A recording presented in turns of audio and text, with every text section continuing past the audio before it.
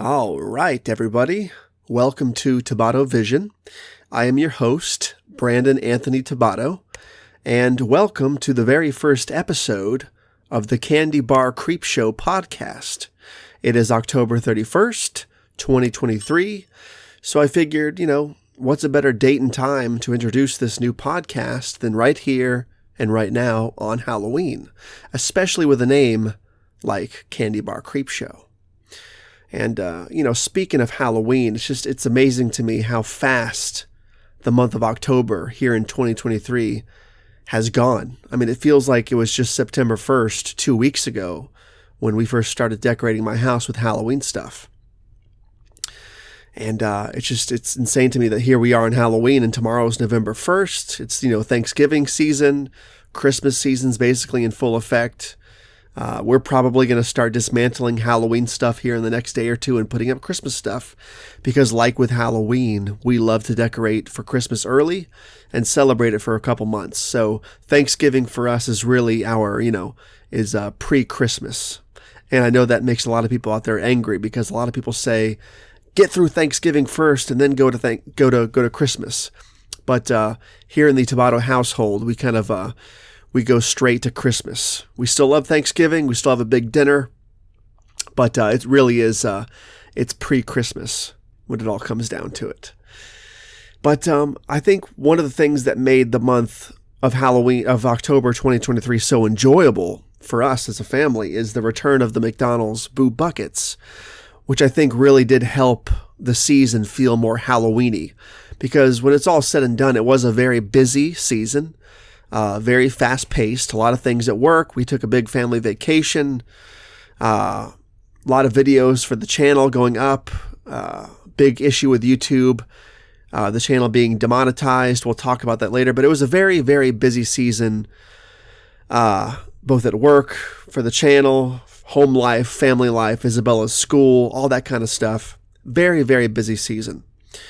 So one of the things that really helped it feel more Halloween-y for us this year was the return of, again, the McDonald's Boo Buckets, which I was very pleasantly surprised about and happy to see return because last year was a very nostalgic return to form for McDonald's Halloween. I grew up in the late 80s, early 90s with the McDonald's Boo Buckets that came out usually every other year. It was not usually every single consecutive year in a row. It was usually like every other year. Sometimes even 2 years in between releases, I believe. And, but yeah, for those of you only listening, I'll describe what I'm about to hold up in detail if I can. But obviously for those of you watching, you'll just see here in plain sight. I'll go through this year's Boo Buckets and let you guys know what I think. First we have the Green Monster, which is pretty much the same shade as the Nostalgic Witch release from last year. These are the same exact buckets too, just sort of redesigned and rebranded. This is the Frankenstein monster design. Like last year, it has 3 faces on it. Front, there's a happy face, there's a goofy face, and sort of a confused face. This says monster on the side. Comes with stickers. Very cool. I'm sort of glad they changed it up. Like, usually it's just a witch, a pumpkin, and a ghost. So I'm glad to see that there was a different set of designs this year. That was very cool. I'll get to my problems with these Boo Buckets in a minute. But next up, we have the Mummy, which was very cool to see this come out. I was not expecting this. This is probably, at first, I thought the vampire design this year would be my most favorite design choice. But it's really become the Mummy. I think it's a fantastic design, fantastic concept, well executed. As you can see, it says the Mummy on the side, has heart eyes right here. The second face is sort of a googly-eyed, goofy face. And the third and final face is a googly-eyed with starry eyes. This is my favorite design of the 3 on the Mummy. Also comes with stickers inside. My daughter Isabella loves this design too. This may be her favorite as well now. It's just so goofy, so charming, so quirky. I love it. It's fantastic. Another original concept for this year. Matter of fact, all 4 concepts, even though the color schemes we've seen before, all of the monster designs are original designs this year, stuff we have not seen before. We've never had a mummy or a Frankenstein's monster before, nor have we had a skeleton, which comes in orange, so it's easily mistaken as a jack-o'-lantern. But it's a skeleton. It says right here on the side, skeleton. It has a sad face, sort of a perplexed face, and a sneering, sort of like a joking face. Another fantastic design. Glad to see some original concepts coming to life this year versus just nostalgia for nostalgia's sake. Not that there's anything wrong with nostalgia for nostalgia's sake. I think it's healthy to revisit the old days sometimes and get a healthy dose of nostalgia. But I would not want to see them redo the same stuff 2 years in a row. That would be a little bit too much. So last but certainly not least is the vampire design, which at first I figured was going to be my favorite design of the 4 releases, vampire. But I think the Mummy is really taking the cake. But this is probably my second favorite. It's just fantastic. We haven't seen a purple design on a Boo Bucket, I don't think, since the mid-90s. And that was still the Witch at the time. But this is a vampire. So there we have it. 4 all-new original concepts. 4 original all-new takes on the Boo Bucket designs. Fantastic stuff. But now I want to get to my gripes. A few minutes ago I said I'll get to my issues with these Boo Buckets in a moment. Well, let me start this off by saying that these Boo Buckets, I think I've already said this, but these are the exact same buckets they used for last year's release. There's no actual lids. It's just the handle with sort of this gimmicky, two-dimensional faux lid on top. Sort of just looks like a clip-arty lid, right? The old Boo Buckets, if you remember, back in the late 80s and 90s, had actual lids. The Boo Buckets were wider, bigger. They weren't as tall as the newer buckets, but they were bigger as far as width goes. They had full lids. Sometimes the lids had cookie cutter designs in them. Very cool. Very intricate. I wish they would bring those back. And that's my biggest issue, I think, with the new buckets is they're just so, I don't want to say they're cheap, because they're not cheap necessarily. They're still well made.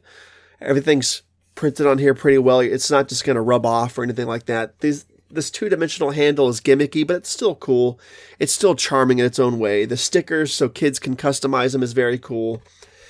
But there's just something, when you compare them to the old buckets, and I have a pair of my old Boo Buckets from the early 90s. I have a bunch more than this, but these are what I chose to bring over here to the podcast. A ghost, a pumpkin, and a witch. These are from one of the early 90s designs or releases of the Boo Buckets. And as you can see, I'll hold up the ghost to the mummy. And for those of you who are only listening, you can see that the 90s Boo Bucket is bigger. It's definitely wider. It's not as tall as the new release Boo Buckets, but it's definitely bigger overall. And once you had the lid on here, I don't have the lid or the handle anymore, unfortunately, for these old Boo Buckets. But these things were pretty big once the lids were on there. They were probably this tall or so, because they usually had a little peak on them, sort of like a pumpkin stem, usually with a removable cookie cutter design, as I said. And that's I think my biggest problem is these are just so dinky, I guess is the right word, compared to the old ones. You know what I mean? It fits right in there like that. Not a huge gripe. It's not even really a gripe or an issue. It's just sort of an observation. And being that I'm sort of grouchy and old and folded, I'm going to complain about that kind of stuff. These are still cool. I just wish they had hardier lids. And maybe, to an extent, again, when you look at stuff like this, the Mummy's an exception because it has a full wraparound design. But look at this old 90s witch design. And for those of you listening, she has a happy face on the front, and then her hair wraps around all the way to the back and connects to the other side. So it's just an ever-looping array of hairs. And there's a spider poking out of the back of her hairs in the middle. Very cool design, very intricate, very detailed. But then you look at something like the Frankenstein monster. And again, I love this design. It's cool. But there's something so clip-arty and oversimplified about the new designs. I'm sure that was sort of a budget thing, probably time constraints, printing costs to have these things. I'm assuming they're silk screened on there or something like that. Some kind of inkjet, I don't know. But just these old designs compared to the new ones. These are still cool, but they're so oversimplified. I know minimalist design is really in right now, but comparatively, I mean, come on. This is intricate and detailed. This is just a little bit too clip arty, too simple, too much negative space. Again, not much so much as of a gripe or an issue, so much as it is an observation. And again, being that I'm old and folded, I'm going to make those observations. But again, I'm very happy, with all that said, it sounds like I'm complaining and being very negative, but I am very happy the Boo Buckets came back this year. Day one, we went searching for all of them. We found all 4 designs on day one. We were very happy with ourselves.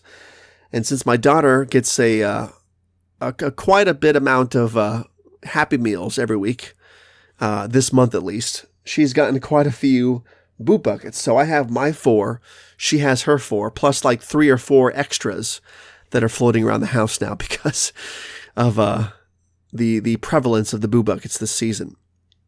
McDonald's has not seemed to run out of Boo Buckets as quickly as they did last season. So good on McDonald's for not making them as limited this year as they were last year. Good stuff. Very good stuff. And with all that said, I do think I like these 4 designs better than last year's nostalgic releases. Last year they did the pumpkin, the ghost, and the witch. Very cool, very nostalgic, but these 4 new original designs are just awesome. They're absolutely fantastic. And Isabella is having a blast with them. She's totally into the Boo Bucket craze.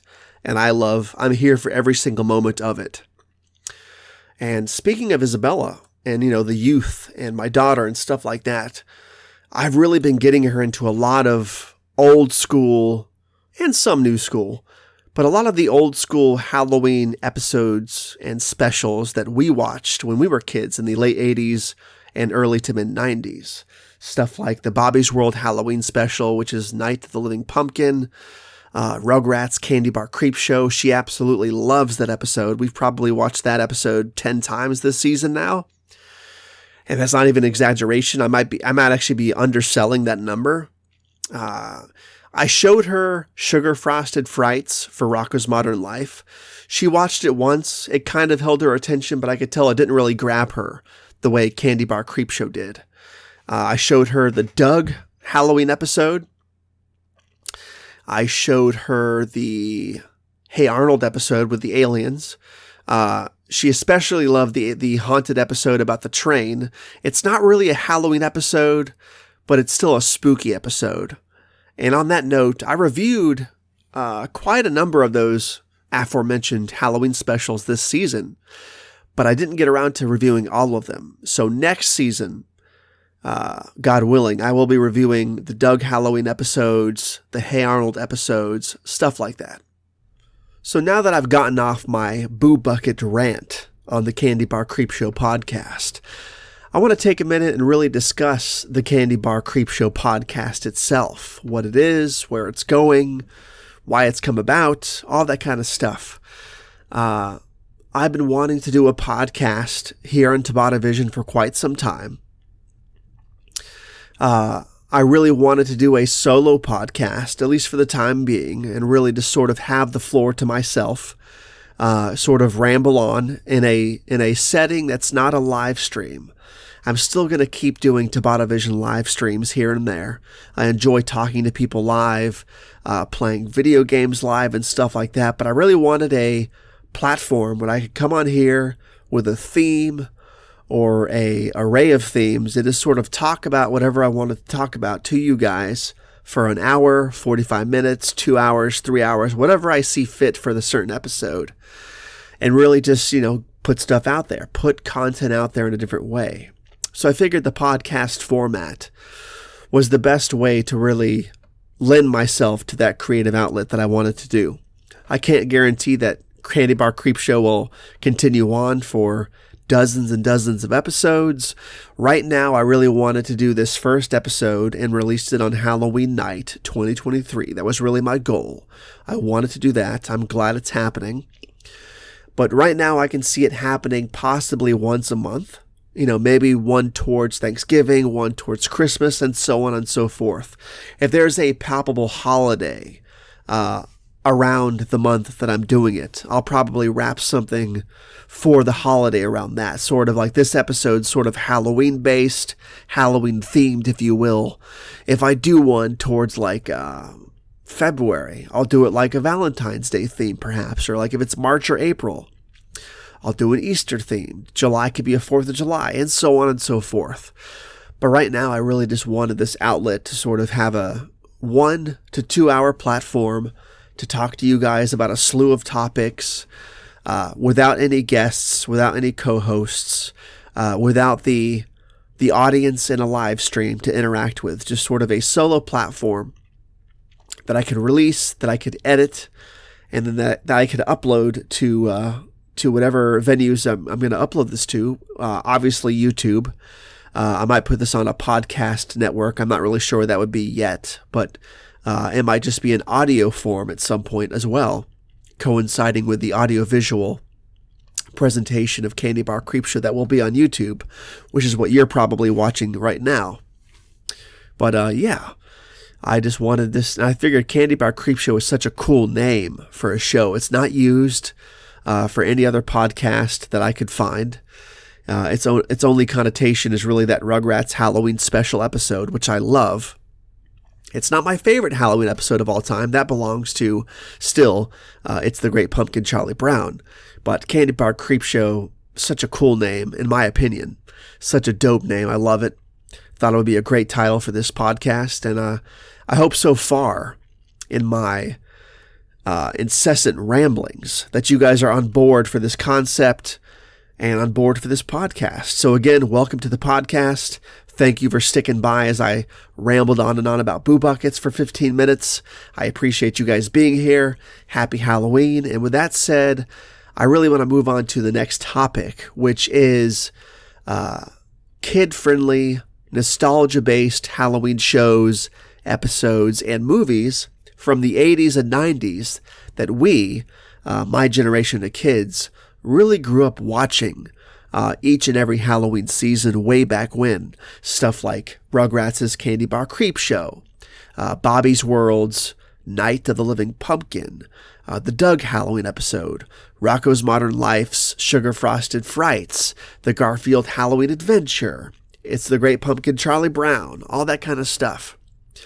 And on that topic, this year in 2023 for spooky season, I've been really trying to get my 4-year-old daughter Isabella into a lot of the Halloween content that we grew up watching as kids.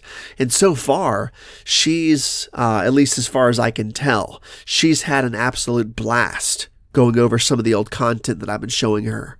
Last year in 2022, when she was 3, I introduced her to Candy Bar Creepshow and she liked it. But this year, it's been like a whole new level of enjoyment. We've probably watched the episode across September to now. We probably watched it at dinner time probably 10 times now or more. And that's not even exaggeration. She just loves Candy Bar Creepshow that much. Matter of fact, that number is probably underwhelming. It's probably more than 10, to be honest. But stuff like that, she's been really digging. I showed her the Bobby's World Halloween special, which is called Night of the Living Pumpkin. She enjoyed it. Not as much as I did as a kid, but she enjoyed it. She enjoyed Sugar Frosted Frights, but she didn't really show a huge interest in it, unlike Candy Bar Creepshow, so we haven't really revisited that one. All kinds of stuff like that. There's also been new shows that she's sort of introduced me to. Like there's a lot of new Mickey Mouse content on Disney Plus, Halloween episodes that are really, really cool that she's been showing me. I'm like, this is a whole new nostalgic memory for me, and I'm 36 right now. So in 20 more years, I'll probably look back at those memories fondly because I watched them with my daughter for the first time. You know what I mean? So there's so much good kid-friendly, nostalgia-inducing content out there. And I'm super glad that my daughter's getting into the old stuff that I liked.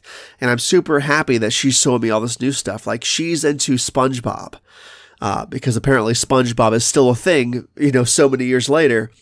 But I had never seen the SpongeBob Halloween content until I bought her the Halloween DVD. And she's been eating that stuff up. And so have we. Like at dinner time, we try to have something on in the background. And we've been playing the SpongeBob Halloween DVD a lot. And a lot of those episodes are great. So there's so much good kid-friendly Halloween content out there, both old and new. And I love every bit of it. And I'm especially happy that she's so into Candy Bar Creepshow. She was also really into Garfield's Halloween Adventure. She loved that. She's also a stickler for the Garfield Christmas special, as am I. She absolutely loves It's the Great Pumpkin Charlie Brown. Again, it's the greatest Halloween special of all time. I don't think there's even an argument there from anybody. It's the best one. And I'm not sure if Isabel would agree with that sentiment yet. Again, she's 4. And she's really into the Candy Bar Creepshow episode, so I think at the moment she probably prefers that episode over Great Pumpkin. But we watched Great Pumpkin on Halloween tonight, and she was just absolutely into it so much. She loved it. We hadn't seen it since last year, and she loved it then. She loves it now. But I think as far as her Halloween circle is concerned this year, Candy Bar Creepshow probably still wins, which is cool for me in some regards because it's the name of the podcast. So it's sort of like a come full circle kind of moment for me. But on the note of kid-friendly, nostalgic Halloween content, I know I keep saying that phrase. I really wanted to go through a stack of content that I have right now on VHS that I find to be very underrated and not talked about. Some of these are specials, some of these are movies. But these are 4 pieces of content that I find to be absolutely essential to nostalgic Halloween viewing. You probably grew up watching these movies and specials as I did. And if you have kids like I do, show these to them. I mean, I guarantee you they're going to love it, and they're going to love watching these things with you every Halloween season. So let's start off this strong with the 90s classic, The Halloween Tree. Absolutely fantastic story. It's based on the book. Fantastic pacing. The animation is fantastic. The artwork style is lush, intricate, detailed, colorful. The original score is fantastic. It's moody. It's atmospheric. It's got a great vibe to it. Great Halloween vibe. It's just fantastic. I don't recall if the first time I saw this movie was on the Cartoon Network premiere or if when my grandma just got me this on VHS back in the 90s and that was the first time. I'm not sure, but I do know that from the outset, I loved this movie. And this is actually the original VHS copy that my grandma got me way back in the day. And it's still in pretty pristine quality, considering how many years ago that was. The clamshell's kind of beat up, but the tape's in great quality. So highly recommend The Halloween Tree. It's great, great stuff. It is absolutely fantastic. Next up is a Halloween episode of the Winnie the Pooh Show. This one is called Boo to You Too. Now, a little bit of backstory about this. This was probably 96 or 97, maybe 95. I don't know when exactly it came out. Let's see here. I don't see it on the back. But I think it was 96 or 97 when my little brother got this from Walmart back in the 90s. I was 7 or 8 at the time, so I was sort of out of this kind of watching shows at the time as far as Winnie the Pooh and stuff like that goes, but he was still heavy into it because he was 5 years younger than me. We brought it home, and I almost instantly became a fan of this specific episode. It was great. Probably even more so a fan than he was at the time. The animation's intricate, detailed, high-colored. It's got a great, creepy, spooky atmosphere. The Halloween vibe is off the charts. Great story, fast-paced episode. It's not too long. It's 22 minutes. Very, very memorable stuff in this episode, and it really screams Halloween. And for some reason, this is one of those episodes that when you see it, even if you're already 7, 8, or 9 years old, it feels like you've been watching it your entire life. It's just one of those pieces of content that scratches like that primordial nerve in your brain, that nostalgic nerve. It's fantastic. Your kids will love this for sure. Next up is 1995's Casper, the live-action Casper film from the 90s. Very underrated. I know a lot of people talk about this movie, but I feel like when it comes to Halloween must-watch lists, This movie is not usually up there with like the likes of Hocus Pocus or A Nightmare Before Christmas or stuff like that, Halloween Town, whatever it is. I feel like Casper sort of gets left behind and forgotten. It was a big deal when it came out, a huge deal. In fact, I had some of those glow-in-the-dark ghosts that came out with the release of the movie. They were fantastic. I wish I still had them, but I did have them.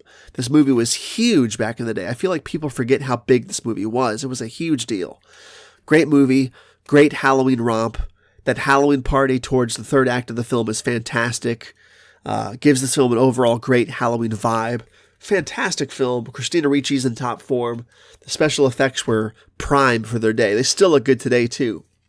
And speaking of this VHS, I actually bought this at a flea market last year for $2, brand new, unopened. It was still wrapped in its cellophane, but it had holes in it, so I had to take off the plastic and clean it because it was all dusty and grimy.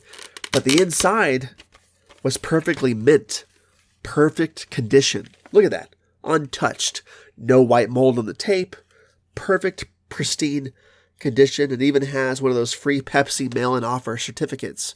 It has stuff like Beethoven 1 and 2, Flintstones, Little Rascals, We're Back, A Dinosaur Story. $14.98 retail price. I mean, this doesn't scream nostalgia for you fellow 90s kids. I don't know what does.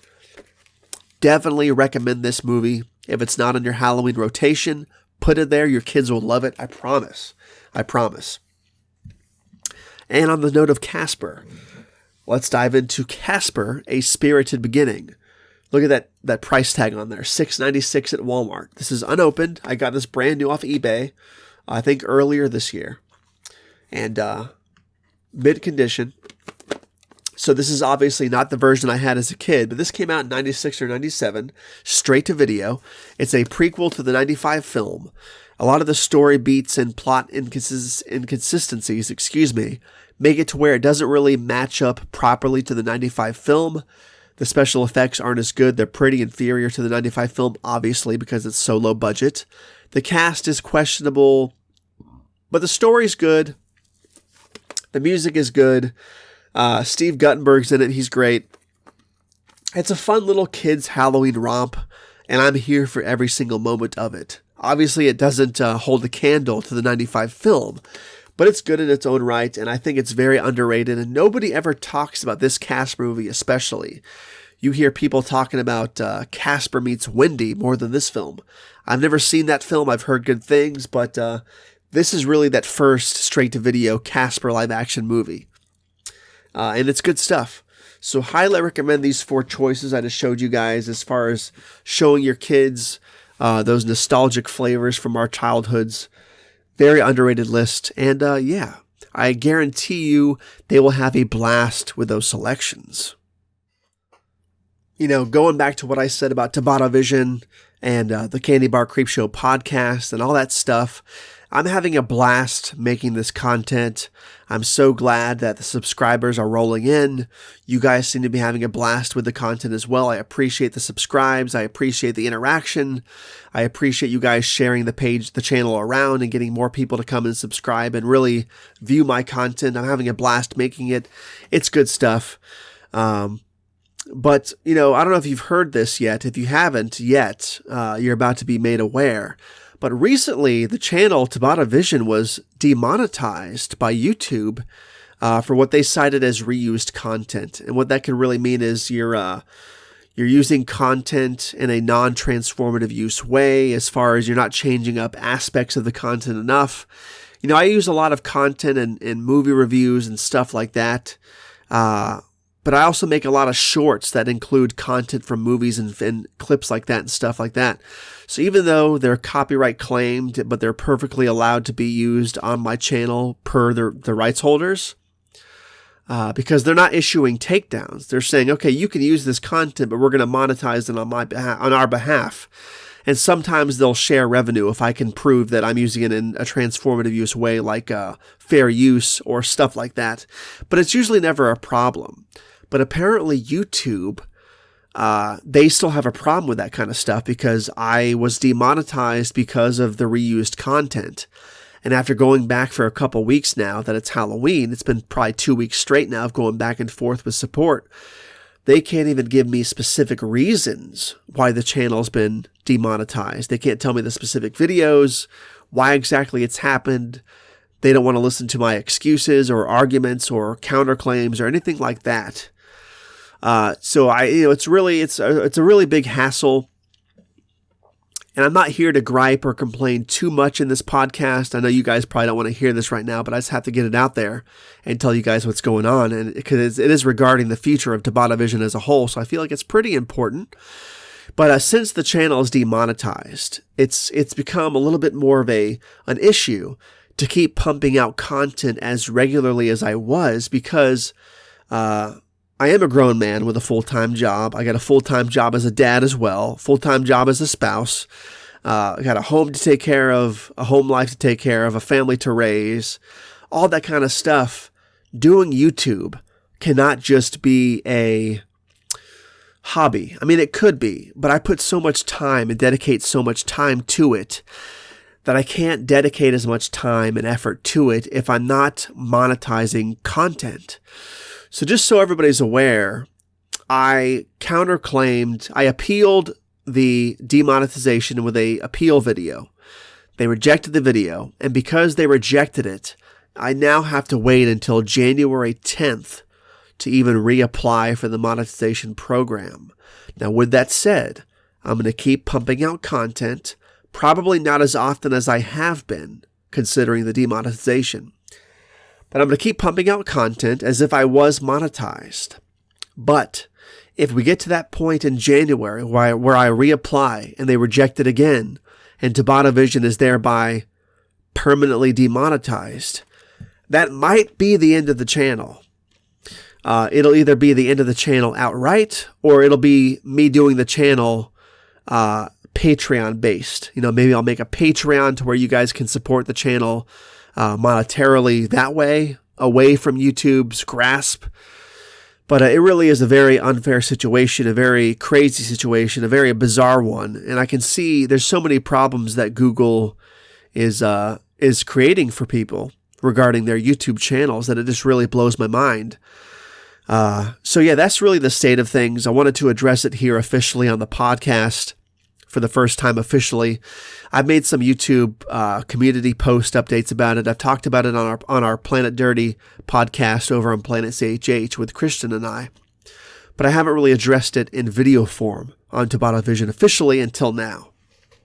So that's the current situation. We're demonized by YouTube and demonetized as well. And as of now, there is no money being made from any of my content, which does it's very unfortunate. And come January again, if I reapply and it gets rejected, that might be the end of the channel. So just throwing that out there. So if you guys could just rally behind me, show your support, get as many people to come over and watch the videos, then subscribe. Leave some positive comments, thumbs up the videos. Get the algorithm going again, because since I've been demonetized, I also feel like I've been sort of buried by the algorithm. So any support from you guys would be absolutely favorable, appreciated. Just throwing that out there. Love you guys. Appreciate your time. Let's get back to the meat and potatoes of this podcast. There's quite a few movies in existence, horror movies, that really capture that Halloween vibe, that Halloween atmosphere and tone, without directly being Halloween movies based on Halloween subject matter directly. And what I mean by that is horror movies that don't necessarily take place in or around Halloween itself, but still somehow give you that Halloween vibe, make you feel that Halloween atmosphere, fill you with that Halloween excitement. It's a bizarre thing to think about, but it's absolutely something that exists, and I have a perfect example of it right next to me in the form of another VHS tape. And it's really not necessarily the whole movie as a whole with this specific example, but it's really the first 5 to 10 minutes of the movie. And those of you who have seen it know exactly what I'm talking about. And those of you who haven't seen it, I implore you to look up the first 10 minutes or so on YouTube and get a good gist of the idea that I'm putting down here. I'm talking about a horror movie that came out in 1968 in black and white. It started a subgenre all its own, and it launched the career of George A. Romero. Now, by now, I'm sure all of you know that I'm talking about the 1968 original, Night of the Living Dead. The opening sequence, specifically the opening credits that play while the car is driving up to the cemetery with that creepy, spooky music playing, perfectly captures the Halloween vibe. Now, I'm not sure if it's because of the black and white aspect, the questionable acting chops of our two lead actors during the opening sequence of the film. I'm not sure if it's the cemetery itself. I'm not sure if it's the 1950s science fiction style spooky music, or maybe it's the fact that the movie plays in Halloween 2 itself on the Elrod TV when Michael Myers steals the kitchen knife from the old lady. Maybe it's a combination of all those things, but there's something about that opening that feels so Halloween vibe to me, and to a lot of people. I've heard other people say the same thing. It's bizarre to me how Halloween-y this movie feels without being anything to do with Halloween directly. The movie doesn't take place on Halloween. It's not about Halloween. There's not people dressed up. There's no trick-or-treating, so on and so forth. There's just something about the opening credit sequence, that first drive to the cemetery, the music, everything about it. It screams Halloween. You could watch this movie on Halloween night and feel perfectly accomplished and fulfilled with your Halloween content desire if you just watched the original Night of the Living Dead. It's that kind of movie. It just feels Halloween enough to satisfy the Halloween craving, which you couldn't say about Dawn or Day of the Dead, two movies that I find to be far superior to this film in almost every way. But those movies feel like summer movies or spring movies or maybe even winter movies from time to time. But this movie is the only zombie film, at least in George Romero's series, to feel like a Halloween movie for whatever reason. Again, maybe it's because the movie has infected pop culture to such a large extent now. But it's just bizarre to me. Yeah, this is a non-Halloween film that feels like a Halloween film, which is amazing and bizarre and crazy in the best ways. So, with Night of the Living Dead, we were just talking about examples of movies that aren't Halloween movies, but feel like Halloween movies. Well, with the next piece of content I want to bring up, this is specifically a Halloween movie, but it's not really regarding it feeling like any other holiday. It's a Halloween movie that feels cozy. And if you're a fan of the channel or have been watching my stuff for at least a year or so, you've heard me talk about this specific movie before regarding its cozy vibe. I actually made a video about it a year or two ago called the vintage vibes of Halloween 2. So with that said, let's bring up the specific topic of discussion, 1981's Halloween 2, the masterpiece of a sequel to John Carpenter's 1978 masterpiece. There's something so incredibly cozy. I'm going to use the word cozy a lot in the next few minutes. You have to just bear with me here. There's something so incredibly cozy about 1981's Halloween 2 that I've never really been able to fully put into words. In the video I just brought up, the vintage vibes of Halloween 2,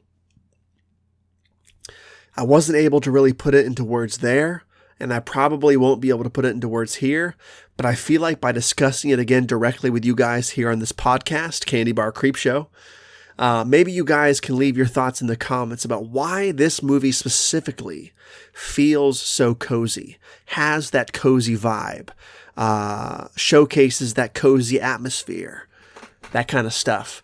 I'm not sure if it's the synthesized music, the soundtrack, the score is just fantastic, but it's all synthesized, and maybe that's the cozy aspect. I don't know, because it feels so early 80s, so from that time. Also my favorite soundtrack, by the way. Also my favorite film in the franchise, by the way. But moving on. I'm not sure if it's the scenery or the locations or the creepy quietness of the hospital after hours. Like, there's jack-o'-lanterns burning in the darkness as the nurses are scrambling around. The quiet environments of Haddonfield as Michael Myers is creeping around the neighborhoods. There's just something so bizarre, so cozy, so intimate, so small in scale, but so grand in scale about the movie. But it just feels so vintage. It feels so cozy. It feels so atmospheric and thick on the palate as far as vibe and tone go. It feels like an after-school special almost. I've said that before as well.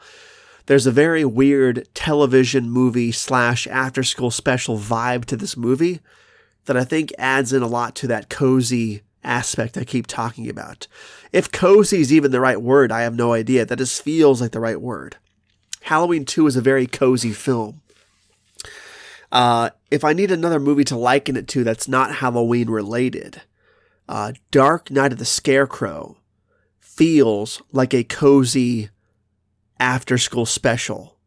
Now, that was made for TV technically, so maybe that's why that has that vibe more so than regular movies, right? But this even has a cozier atmosphere than that movie.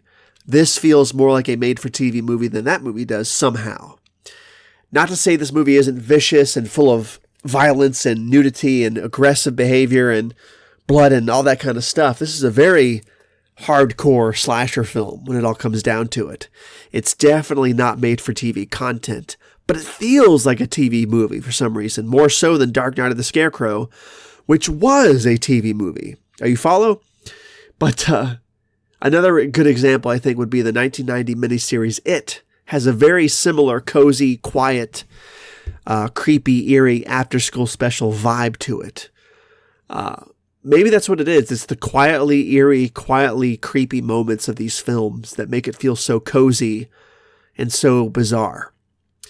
But that's the only through line I can think of between those three movies in regards to this similar vibe I'm talking about here. It's just bizarre.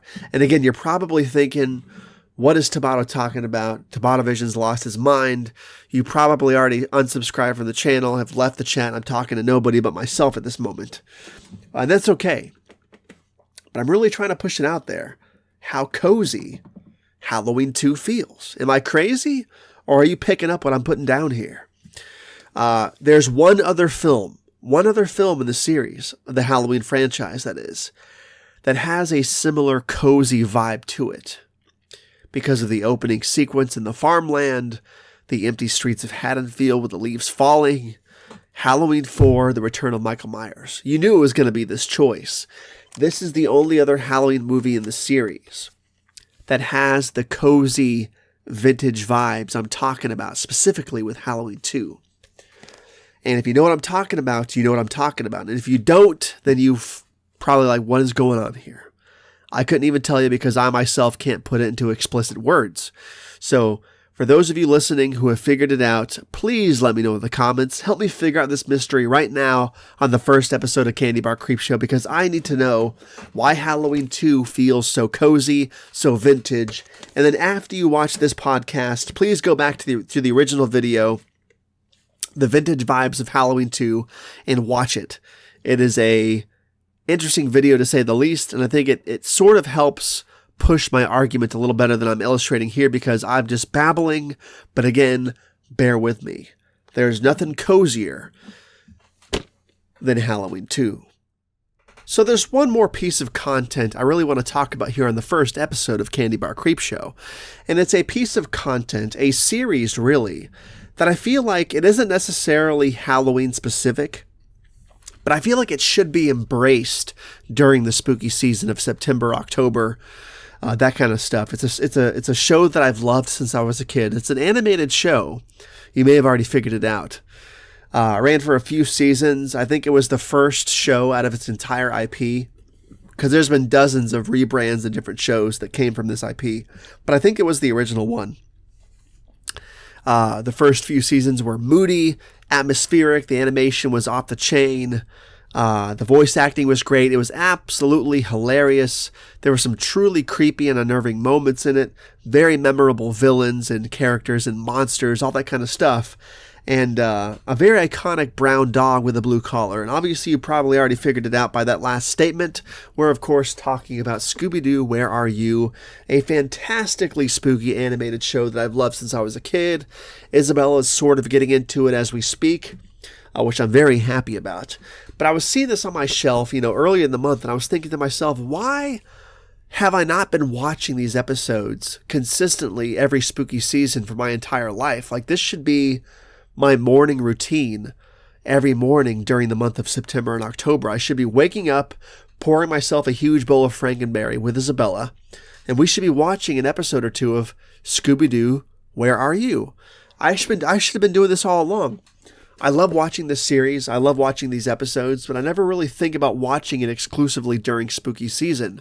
Not that you need to, but it's so perfect for spooky season. It feels like it should be almost a given, right? It's not, but I feel like it should almost be a given. So with that said, I think in 2024, I might actually start trying to push myself to make this a Halloween watch. Like September 1st next year, starting with episode 1, every morning, 1 episode, bowl of cereal, watching it with my kid before she goes to school, before I go to work. It'll be fantastic. Now that I picked up the box set again, I'm going to have to watch this series like next month or something, because now I can't scratch the itch. I can't wait a year to watch this again. It's too good of a show. And like I said, Isabella's been slowly getting to what she's seen recently on YouTube and stuff, but we haven't really dove into the Blu-ray set from point A to point Z yet, with her at least. So I really want to do that with her sooner than later, and that can't wait till next year. But I feel like next year for sure, Scooby-Doo, Where Are You? Is going to start becoming an annual Halloween rotation, as it should be, because it's perfect. What about you? Let me know in the comments. Is this a perfect show for Halloween season, or do you just like enjoying it all year like I do? But I think it's just so perfect for spooky season. It's almost irresistible for spooky season. And that can be said about the Scooby-Doo Zombie Island movie, fantastic for spooky season, as well as the 2 live-action films. Perfect. The 2 theatrical live-action films, Scooby-Doo 1 and 2. I know there's a couple live-action straight-to-DVD movies. I have not seen those, but the live-action theatrical films, perfect. But what do you think? Is Scooby-Doo, Where Are You, at least, out of all the IPs, many shows and forms and variations, is Scooby-Doo, Where Are You the most perfect one to watch during spooky season? Let me know in the comments below right now.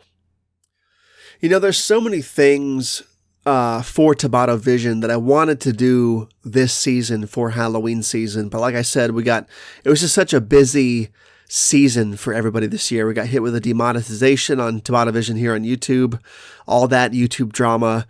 It's just been not a nightmare. It's just been wall-to-wall busyness, stress, anxiety, all that kind of stuff. Not drama, just there's been no shortage of events regarding the channel this month that I just sort of ran out of time to do a lot of the stuff I wanted to do this year.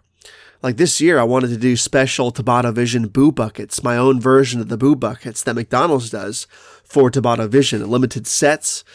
I'll make 9 or 10 sets and sell them off, as sets, exclusive, limited edition TobattoVision Boo Buckets. Something really cool like that I really wanted to do. I've been buying blank buckets all year, getting designs ready, all that kind of stuff, and I just ran out of time. So I'm probably just going to wait until next season to drop those.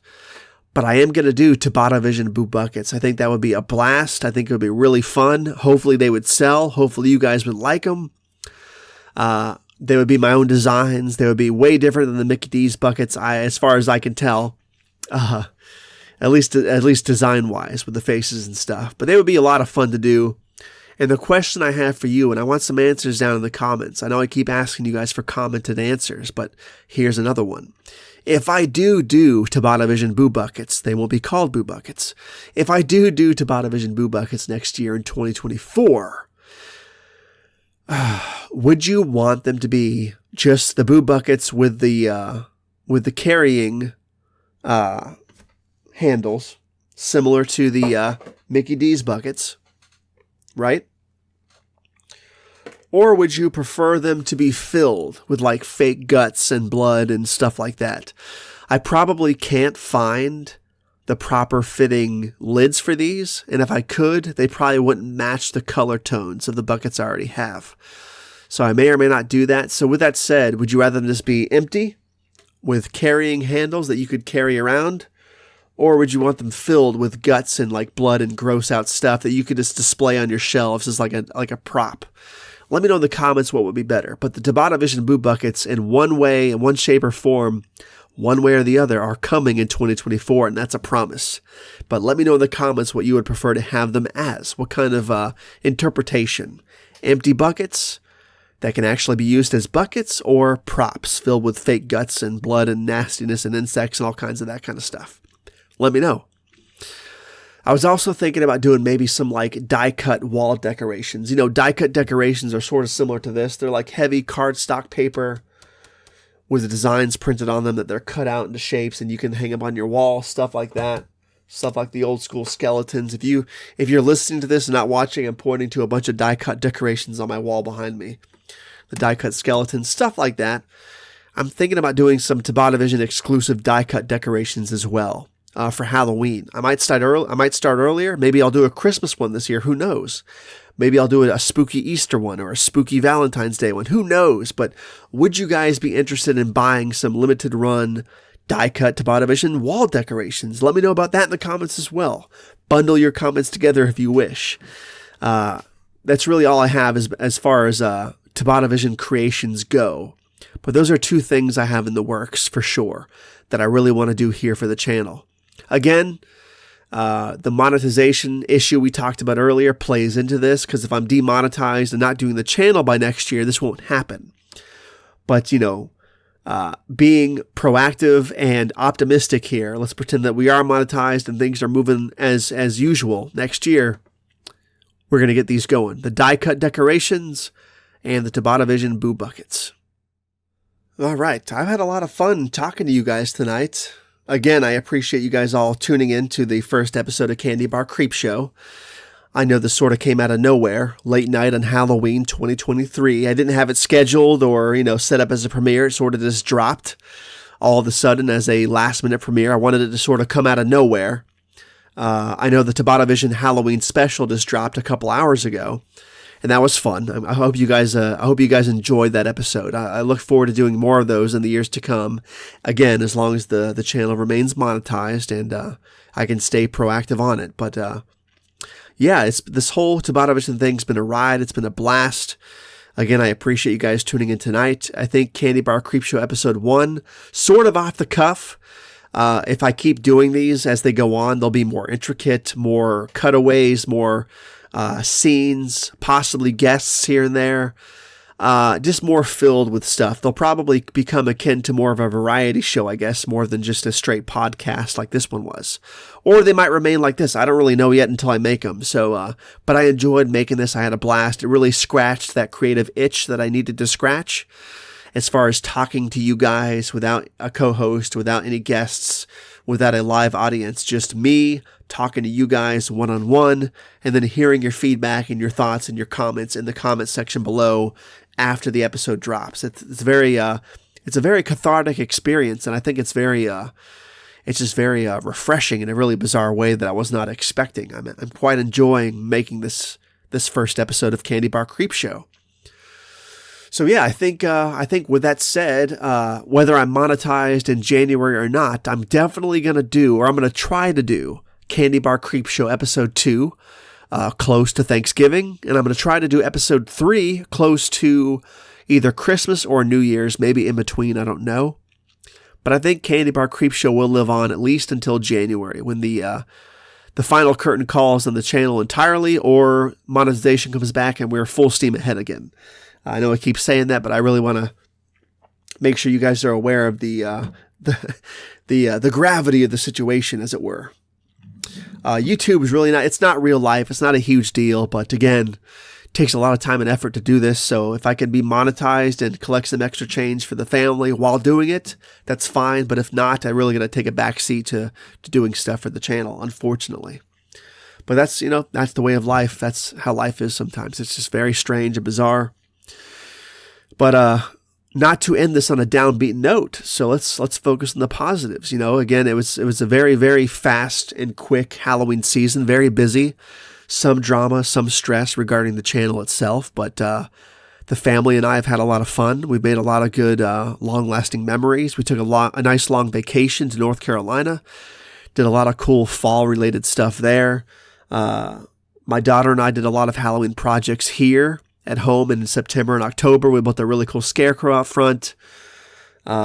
We carved a lot of cool jack-o'-lanterns, watched a lot of cool Halloween specials and episodes, ran around the house in Halloween masks, played hide and seek, spooky hide and seek, all kinds of cool Halloween stuff with the family. I don't regret a single bit of it. I just regret it being so short. But again, life is life. You can't change that sometimes. So sometimes you just got to roll with it. And right now I am trying to roll with it as much as possible. But yeah, it's been an absolute blast. Quick, but I'm looking forward to the holiday season. Come November 1st, I'm probably going to start taking down my Halloween stuff. This wall is going to become Christmas stuff. For those of you listening and not watching, I got a wall behind me. It's sort of my background. It's all Halloween decked out now for Halloween. I'm probably going to turn it exclusively into Christmas or Christmas horror related, at least, with the Christmas lights and stuff like that, but keep the horror theme, but Christmas. Looking forward to Christmas, looking forward to Thanksgiving, looking forward to the holiday bliss. It's always stressful, but it's always bliss. Am I right?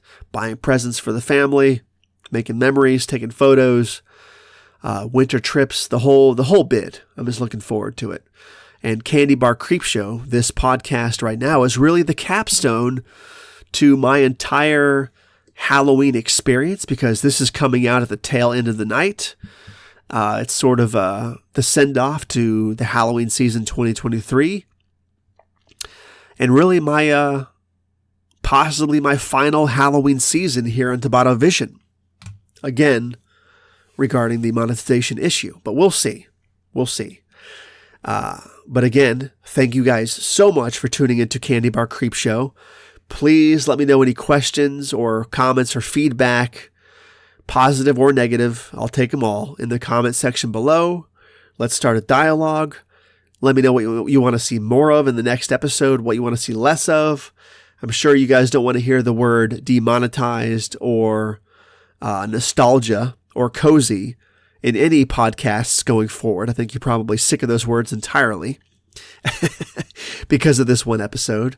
But again, I had a blast. I hope you guys had a blast watching it. Thanks for watching the TobattoVision Halloween special earlier tonight.